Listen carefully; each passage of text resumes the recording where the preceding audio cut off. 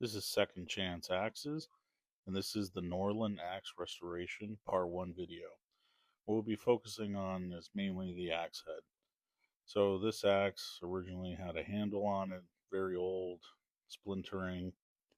I'll hang a new handle on it in the Part 2 video, but again, this will just be focusing on the axe head.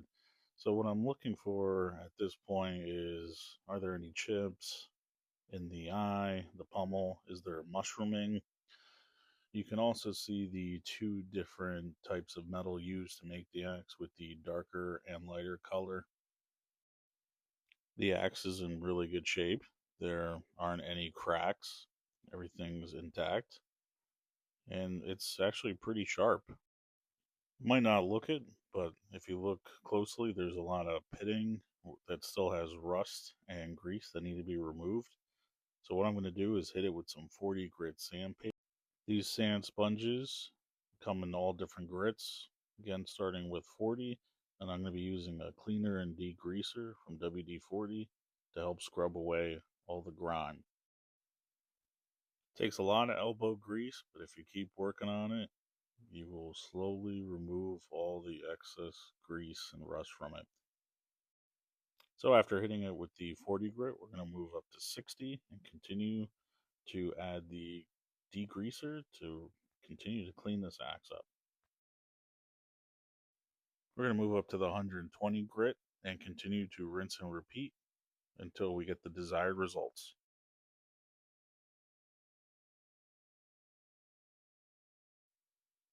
Here we are moving up to the 220 grit, where again we will continue to spray the degreaser.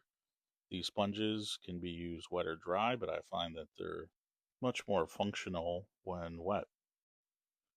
After sanding away, I'm now moving on to the next step, which is taking a bastard file, a Nicholson bastard file, and anything that's rough or mushrooming that you could see at the top, at the back of the pommel, I'm just going to trim away. Just shave it nice and slow and make sure to remove all these imperfections. After filing the inside of the eye to ensure that I have a much better fit when hanging the axe handle, I now move on to all the mushrooming, which you could see I'm working on the side of the pommel where somebody had been using it as a hammer as opposed to an axe. After filing so much material off, it is good periodically to take a wire brush and clean all the metal shavings off. Next, I take the file and try to remove any nicks or chips that might be on the toe bit or heel, just to make sure it is safe when being used.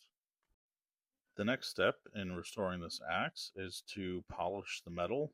This also cleans the metal, and I'm also going to use a 1500 grit sandpaper in order to continue to polish and remove any grime, grease, or rust.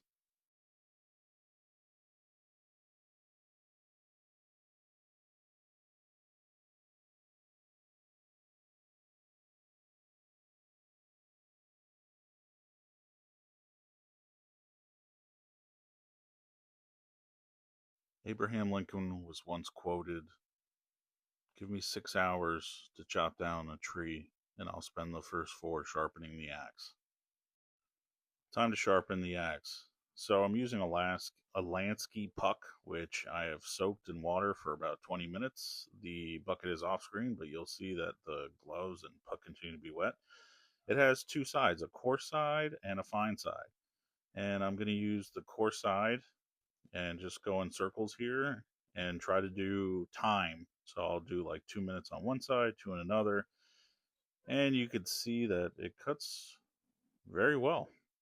After using the coarse side and then going to the fine side, I then take a polishing compound and a leather strope, and I try to remove any metal shavings or burr that is on the blade.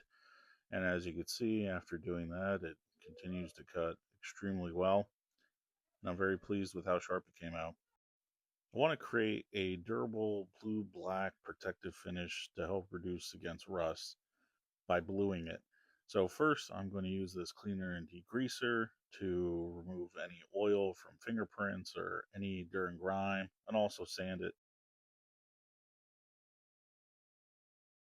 So this is the final step of the video where I'm going to use Perma Blue to blue the axe.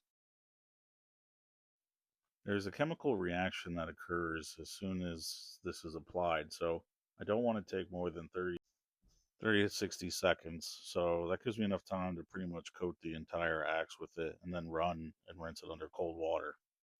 After you rinse it with cold water, if you see any spots that need to be retouched, you can just sand it, dry it off, and then you can reapply it.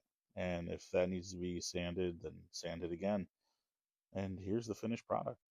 Thank you very much for watching. And if you liked the video, please stick around for part two. And don't forget to like and subscribe.